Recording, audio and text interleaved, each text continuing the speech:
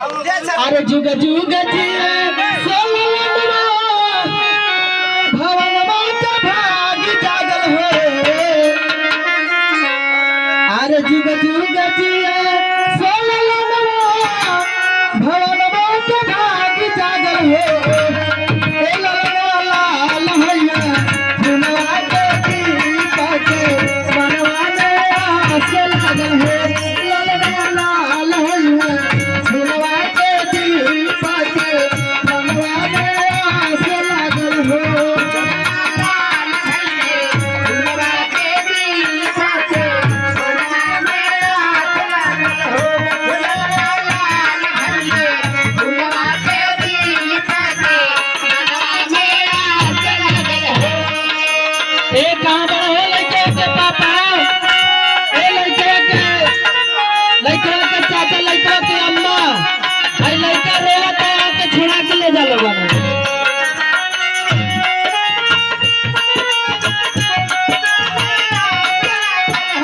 लाल हैया दुनवा के दीपक मनवा में आस लागल हो। लाल हैया दुनवा के दीपक मनवा में आस लागल हो। लाल हैया दुनवा के दीपक मनवा में आस लागल हो। ए राजू के रतिया सहावन मनल भावन हो। आजू के दिनवा सहावन मनल भावन हो। ललना दीदिया के होइला जनमल होइला बड़ा सुंदर हो। ललना दीदिया के होइला जनमल होइला बड़ा सुंदर हो। ललना दीदिया के होइला बड़ा सुंदर हो।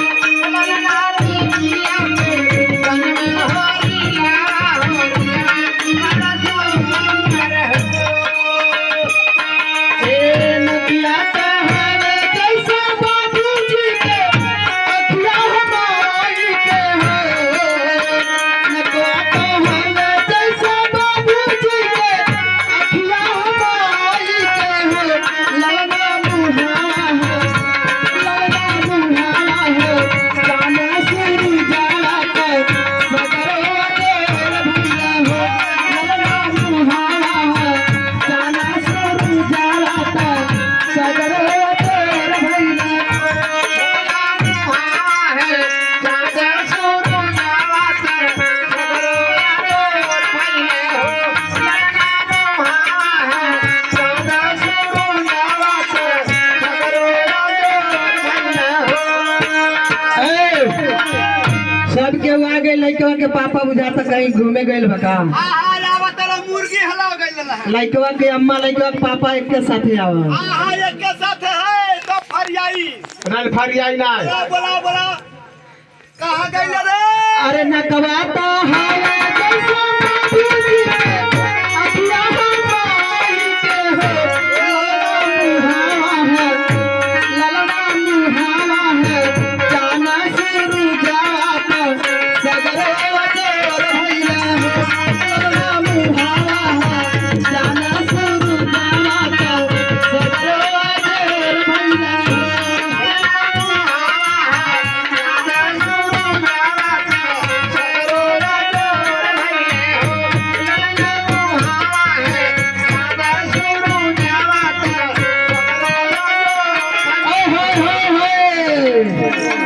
आई देखा आई लइकवा के जोने लइकवा के मुरनिया भइल है। अच्छा ओ लइकवा के पापा या लइकवा के मम्मी, अच्छा ई दोनों जने मिल के 501 रुपया। हाँ हाँ कहो ई बतावा लड़कवा के फुआ कितना मायबा के 600 देलिए। अरे तो लड़कवा के पापा का उनके अम्मा के ना खुशी बा तो लोग 500 देता लोग। अब वो दोनों जने मिल के तुम जने मिल के 250 रुपया। अरे वो चाहिए 500 आई दुआरे पर हर बधाई बड़ा भाग से होला।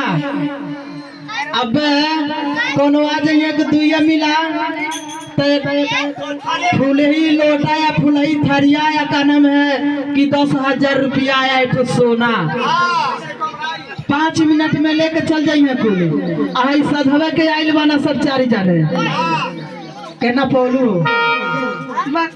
केना बताई गिनत हार गई गिनत हार गई आई देखा गिनवाना तो मालूम आई आमोस के बड़का भैया आशीष जोने लड़का के मुड़निया रहल है अच्छा वो लड़कवा के भैया आशीष ओकरे तरफ से 20 रुपया अरे हम तो समझ नहीं पात नहीं बाबू हमार खाए के मिठाई धैले रहल लेकिन दे दिला से इनाम बड़ा खुशहाली बाबू हो हाँ भाई देखा ग्राम भागसीपुर के निवासी लड़कवा के पापा के छोटका नाना यानी तूफानी के छोटका नाना 20 रुपया लेके आ गए बना और लड़का के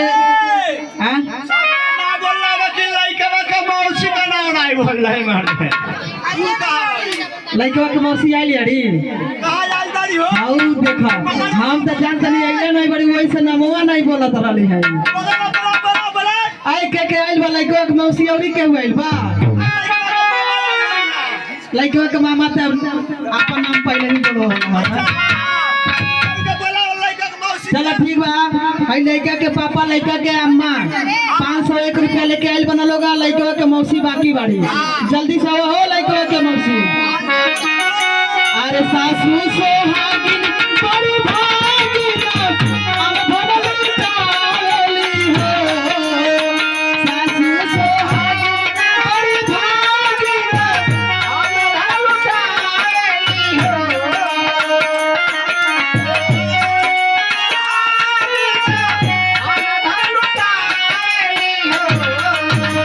सासू सोहागिन बड़ी भागिन अब बनल काली हो ललना दुआरा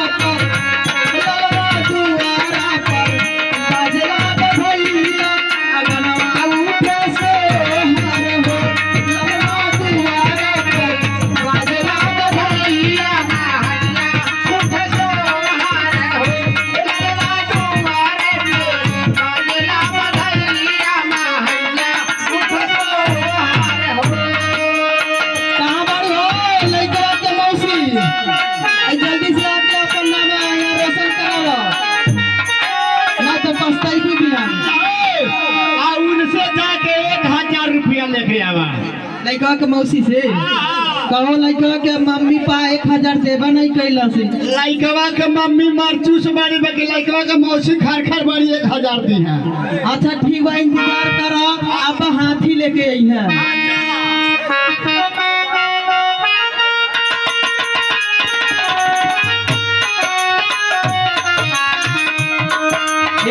नाची नाची छोटा के बहिनिया लाला के खिलावेली है नाची नाची बड़ा के बहिनिया लाला के खिलावेली है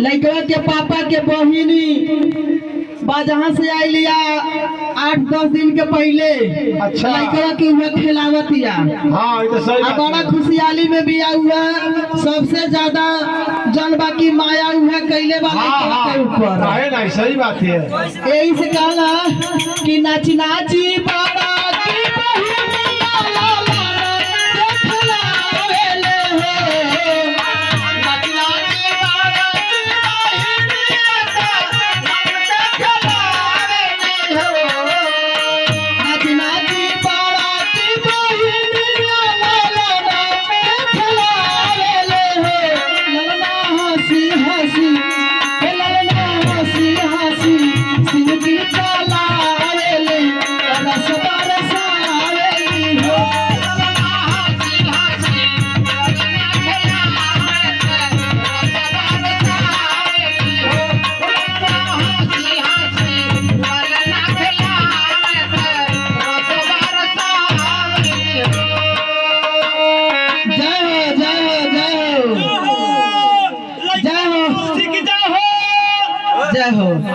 देखा लड़का के मौसी 202 रुपया। प्रेम से बोलो लड़का के मौसी की। देखा वो पैसा भागत रहल है। हाँ भागत रहल है। लड़का के मौसी जिंदाबाद, ओकर मौसो जिंदाबाद। सही बात बा, सबके लड़का के मौसी के तरफ से 202 रुपया के धमदान आई। हमारे तरफ से आशीर्वाद और परमात्मा के तरफ से आशीर्वाद। परमात्मा सदा के लिए सुखी बनावे और उनके घर परिवार में मंगल हो। धन्यवाद।